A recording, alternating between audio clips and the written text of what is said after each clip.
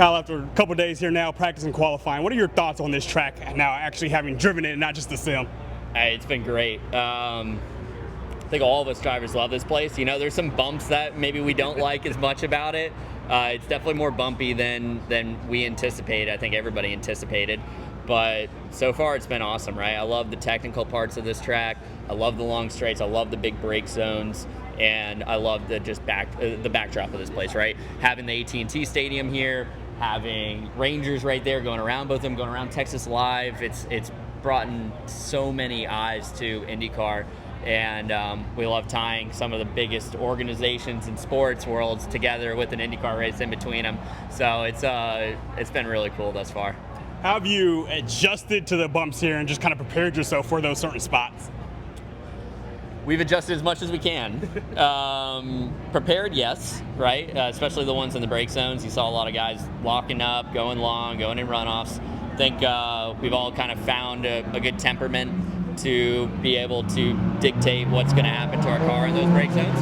But yeah, you can only predict so much, right? Tomorrow is going to be a new day with a lot of winds, and we just don't know what's going to happen. Is this a place you want to continue to come to? 100%. I think if this continues and we have this race for many years, it will likely take the number 2 spot on the calendar, outside of the Indianapolis 500, obviously. So, yeah, it would be huge to come back here. Everyone's loved it. Big turnout. Drivers love it. Fans love it. Teams love it. I think we should definitely come back here. I guess I wanted to ask, with the final track reveal of the DC race being finalized this week, just what are your thoughts of it just from eyeballing it? Yeah, so it's 5 lefts and a right. That's what it looks like, right? I know it's going to be better than that, right? You look at a track map of it and you're like, man, this looks like a boring racetrack, but that's not going to be the case. We know the areas around the Smithsonian, going in front of the Capitol building. The backdrop's going to be gorgeous. I think it's going to be a great event for us, Andretti. I think the fans are going to love it being a free event. See what happens.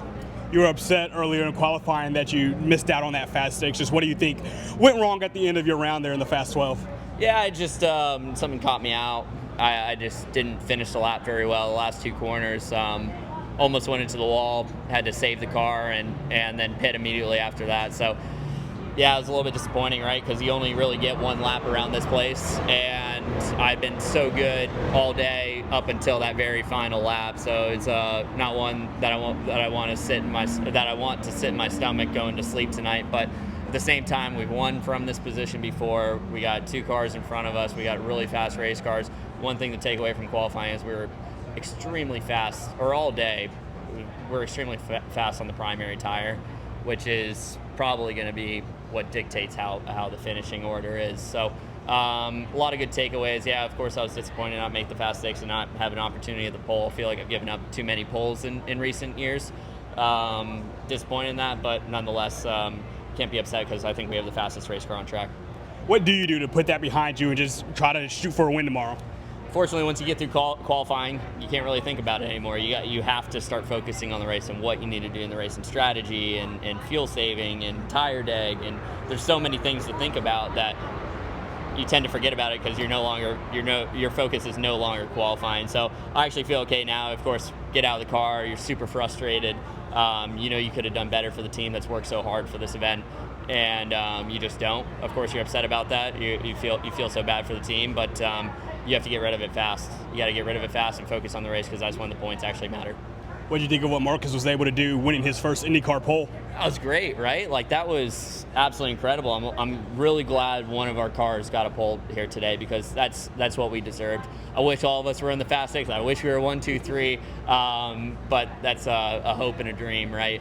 So, yeah, very proud of him. I think the whole team's proud of him. It's cool to see him get his first pole, and he'll be starting the race tomorrow from the lead, which is a new sight for him. And yeah, very, very happy with his performance. I think the whole team is. You said yesterday you felt like that guy that got 6th in the Fast 12 and started first for the Fast 6 would kind of have an advantage. Did you see that play out with him? Yes, yeah. I think he went pretty quick after the fast 12, and we were so close to being in that position too, right? Yeah. If Marcus barely bumped me out by 400s, I think it was, and I know I just made mistakes, and those 400s were easily there. But yeah, so I wish we would have gotten into it, but so happy that he was able to get there, get that 6th place, be able to have the advantage with hotter brakes, hotter tires, and get the pole there, because I think that did play a major role in his performance, right? Because he was 3-4 tenths faster than anybody else. Now you'll be in Sebring, right? You're not. Did you hear me? Yeah, now I can. You'll be in Sebring, right? Yeah. What will that be like for you? Just how stressful may it be? 5 races, 5 weekends. Sebring isn't stressful. Everybody, I'd say it's more stressful for my teammates, but quite honestly, the Vassar Sullivan, the Lexus RCF GT3 is like my vacation time. I enjoy it so much. The people there are great. It's very relaxing to me, actually. And quite honestly, I get in the car, they set it up for me. I don't do qualifying, I don't finish the race, I don't start the race. I just fill the time, the void in between, and I enjoy it so much. So it'll give me time to focus on something else and not just be thinking IndyCar stuff, right? So it's a nice change of pace. Now that you've been with Will going on 3 races tomorrow, how has that relationship between you guys grown, and how have you seen him get more adjusted to this car? He's getting adjusted quickly, right? I mean, we saw it here in qualifying. He qualified very well. He was the quickest of our 3 cars in that fast 12 group. So yeah, he's getting to grips with it. He's going to be a true contender, I think, very shortly, maybe tomorrow. And he's proven his pace, right? He proves his pace at the Oval. He proved his pace here. He obviously had some misfortune at St. Pete, but he was very fast in St. Pete. He was right in front of me and could have finished in front of me. So, yeah, he's getting to grips with it very, very quickly. Going back to Marcus as well, he's talked a lot about just trying to get his confidence back to an adequate level. You've been around him the last couple of years. How have you kind of seen his confidence grow going into this year and now that we're, in the season? Yeah, I think his confidence is way higher this year, and it's good to see, right? We need confidence out of him. I think as a group itself, it's good to see him perform well. It helps the whole team. It helps me. It helps Will. And this is a great example of how he's turned things around, I think, for himself. And he had a lot of misfortune last year, like he was very fast at a lot of places and things just didn't work out, and it's good to see that things are starting to work out for him. Thank you, Kyle. Best of luck tomorrow. Thank you. Appreciate it.